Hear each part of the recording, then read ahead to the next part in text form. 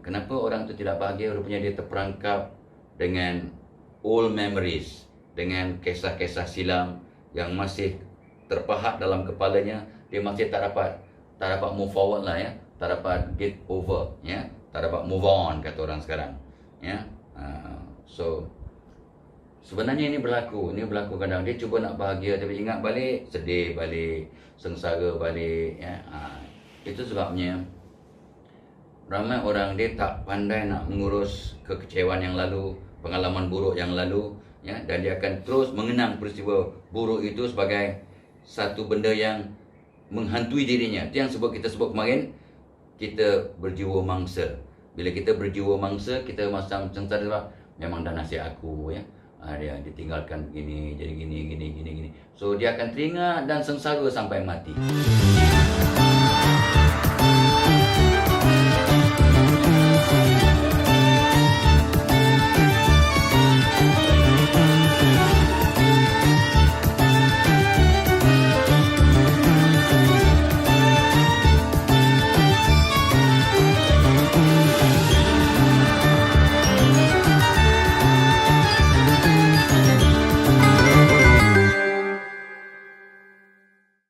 Bagaimana nak mengatasi supaya tidak terperangkap dengan kisah lama? Itu sebabnya selalu kita pesan, maafkan, doakan, ya. Lepas tu move on. Doakan, maafkan, move on. Soalan yang ditanya, ya saya boleh maafkan, tapi saya takkan dapat lupakan. Saya juga masih sengsara. Inilah dia. Masalah yang kita hadapi, keadaan yang kita hadapi, sebab hati kita yang lama, otak kita fikir yang lama, amal-amal yang lama, sikap yang lama. Your current problem is because of the current you. Your current problem is because your heart is unclean, your mind is negative, your action is wrong, kata ulama. Ya, so masalah kita sebab hati kita tak betul. Seketul daging kalau kotor satu badan sengsara. Ya.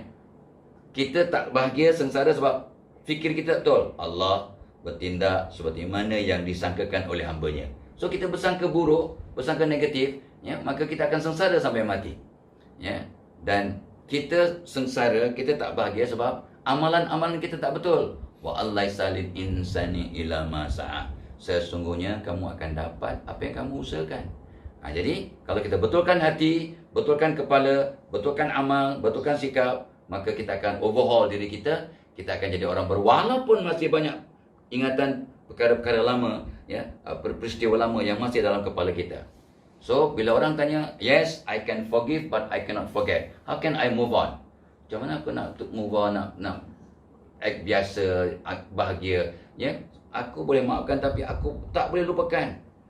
Nah, sebab dia masih pakai sentimen lama, hatinya masih kotor, kepalanya masih negatif, amalannya tak betul. So solusinya, ya, so betulkan hati. Solat, taubat, istighfar, baca Quran, sedekah, puasa sunat, ya, buat baik, ya, dan sebagainya. So kita bersihkan hati. Keduanya, bersangka baik, husnuzon, betulkan cara berfikir, ya. Yang tadi kita sebut tadi, setiap perkara yang berlaku pada diri aku, setiap orang yang Allah datangkan pada aku, yang baik, yang buruk, yang menjahanamkan aku, yang menipu aku, yang mengecewakan aku, semuanya bagus untuk aku. Bila orang kecewakan aku, baru aku tahu siapa kawan yang sebenar. Bila orang menipu aku, baru aku tahu bagaimana menangani, bagaimana belajar untuk sabar, bagaimana nak bangun balik selepas jatuh. Jadi semua orang yang buat baik pun bagus, buat jahat kepada kita pun ada kebaikannya. Malahan kata pakar-pakar yang mengkaji, kita boleh banyak belajar daripada kekecewaan, kegagalan berbanding kejayaan.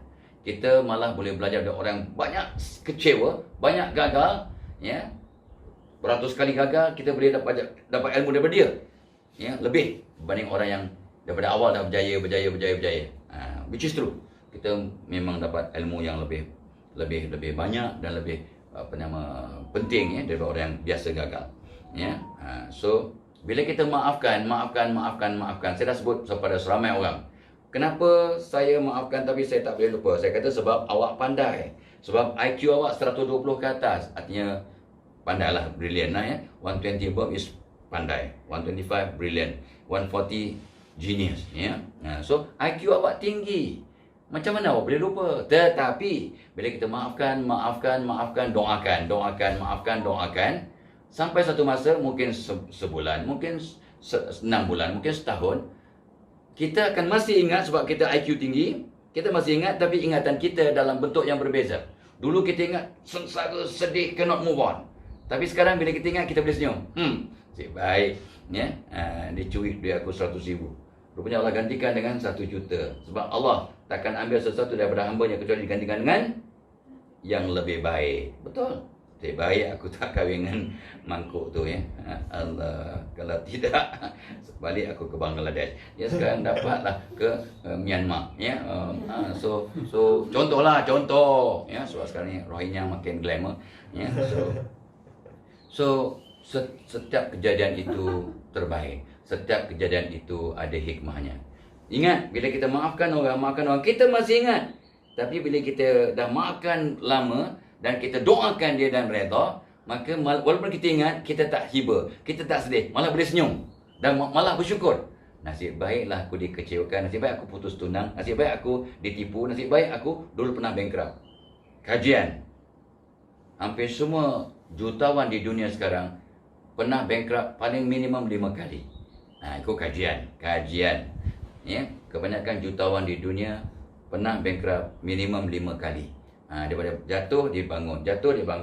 Sebabnya, bila kita jatuh, gagal, kita banyak belajar. Ya, kita banyak belajar. Okey.